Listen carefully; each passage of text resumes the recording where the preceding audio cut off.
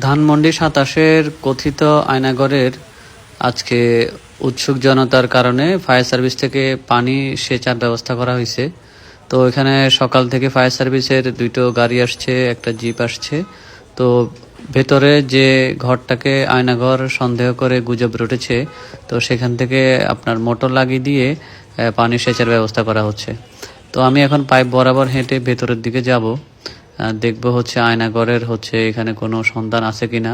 গতকাল আমি একটা ভিডিও দিছিলাম যে এটার ভিতরে আসলে 3টা বেজমেন্ট থাকতে পারে। তো একটা দেখা যাচ্ছে আর বাকিটা পানিতে ডুবেছিল।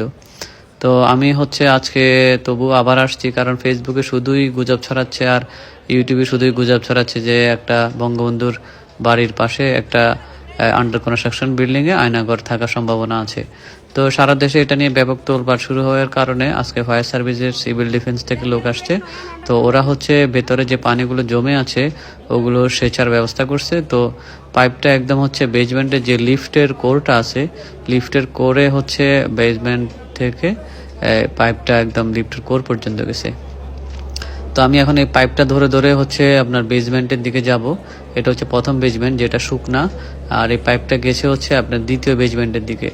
এইটা দ্বিতীয় বেজমেন্টের লিফটের যে খালি করিডোরটা আছে, এই করিডোর উৎসুক জনতা সেখানে দেখার জন্য ভিড় করতেছে।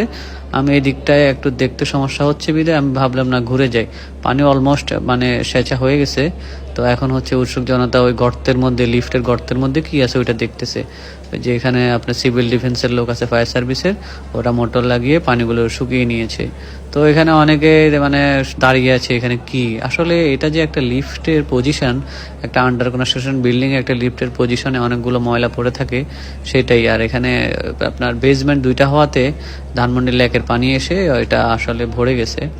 তো আমি এখন আপনার ঘুরে দেখাবো যে ফায়ার সার্ভিসের লোক কি মোটর বসিয়েছে এখানে।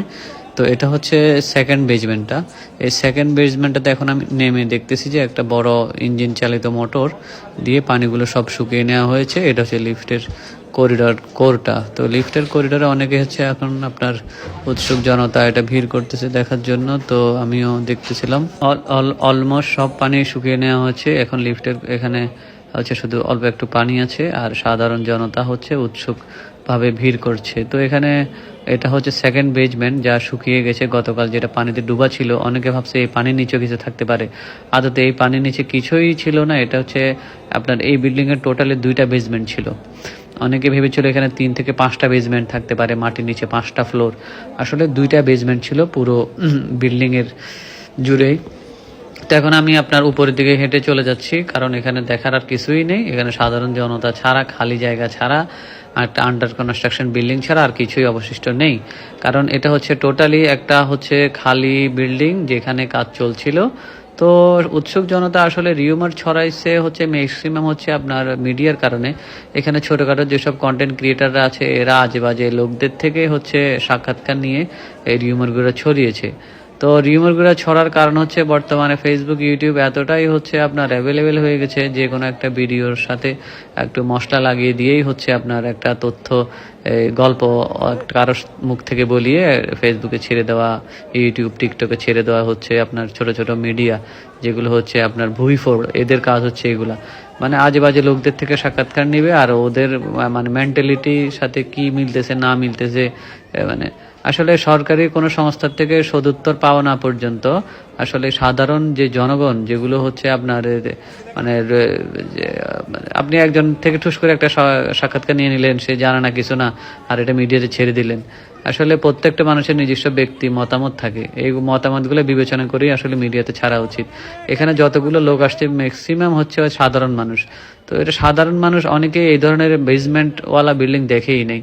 একটা বিল্ডিং এ কয়টা বেসমেন্ট থাকে, একটা হাই রেজ বিল্ডিং এ কয়টা বেসমেন্ট থাকে। গুলশান বনানীতে এক একটা বিল্ডিং এ 5টা পর্যন্ত বেসমেন্ট আছে। পার্কিং এর ব্যবস্থা আছে। যেসব হাই রেজ বিল্ডিং স্পেস ছোট কিন্তু পার্কিং করা লাগে অনেকগুলো, সেই জন্য বিল্ডিং এর নিচে অনেকগুলো পার্কিং করা লাগে। আর এটা আমি বিল্ডিং থেকে বের হয়ে যাওয়ার পরে ধানমন্ডি 32 নম্বরের পাশের 2টা বাড়ি। এটা শেখ মুজিবুর রহমানের বাড়ি, আর এই পাশে যে বিল্ডিংটা দেখা যাচ্ছে এটা শেখ রেহানার বাড়ি বলে পরিচিত। এটাই বর্তমানে আয়নাঘরের আপনাদের রিউমারের বর্তমান অবস্থা।